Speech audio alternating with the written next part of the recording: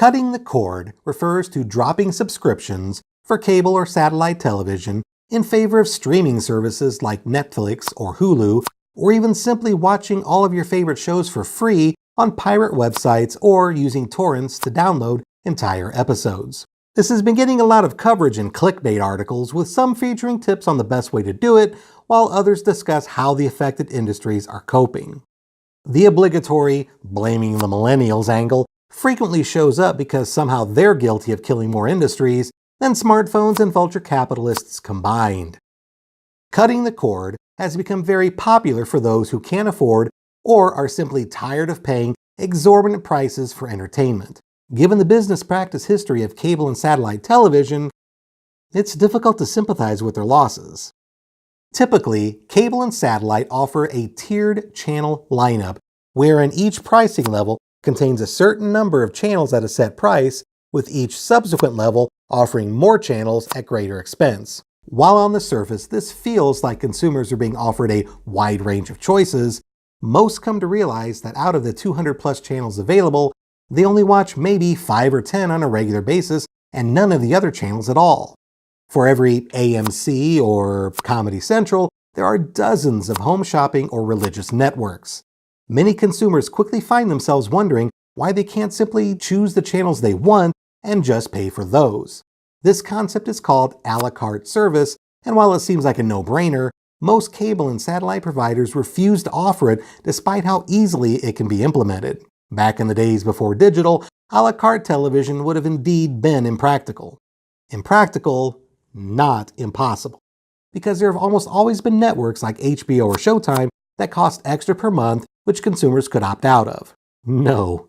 The biggest hurdle to a la carte television is that limiting consumer options while claiming to offer a glut of choices is a core concept of the cable and satellite industry's business model. For example, my favorite form of media has always been animation because my tastes haven't matured much past middle school. Several channels exist to cater to this preference of mine, but not all are available at the basic pricing tier offered by my local television providers. Worse, some channels are owned by the same network, and it's not uncommon for them to purposely move shows from one channel commonly located at a lower pricing tier to a new one located at a higher tier, forcing nerds like me to decide if we really want to pay an extra $20 a month simply because Cartoon Network moved the Smurfs to Boomerang. To be fair, the principal expense for these cable and satellite companies is the licensing fees they must pay to the networks being hosted, and they're not equal in terms of cost. While some may be as low as 15 cents per month, the biggest charge on the average cable or satellite bill has almost always been ESPN, currently estimated to be around $7 per month.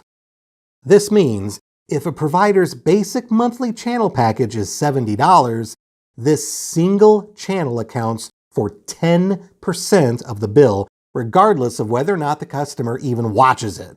One could argue that the cable and satellite companies are at the mercy of a few large media conglomerates like Disney, who use their stranglehold to force less popular networks to be included in channel lineups, but if it wasn't for the greed and short-sightedness of cable TV in the early days, Disney might not have been in this position to bully in the first place. Regardless of how they got to this point, it's clear that cable and satellite providers practice a form of socialism. Instead of making just the sports fans pay $100 or more per month for ESPN, the rest of us have to pay $7 per month each in order to split the high cost of that channel among everyone. All subscribers have the opportunity to watch sports, regardless of whether or not they actually do, but the football nut who never misses a game pays the same amount as the computer nerd who doesn't know the difference between a touchdown and a home run. So, to all those NASCAR fans out there who have been conditioned by their leaders to hate the very idea of single-payer or socialized healthcare, you know, how all of us would pay a small amount in taxes so that everyone is guaranteed access to medical care when needed, just remember, if it wasn't for socialism, many of you wouldn't be financially able to watch your race cars score goals every Sunday afternoon. Yeah, I don't understand how NASCAR works, but how many of you know the difference between seinen and shoujo anime?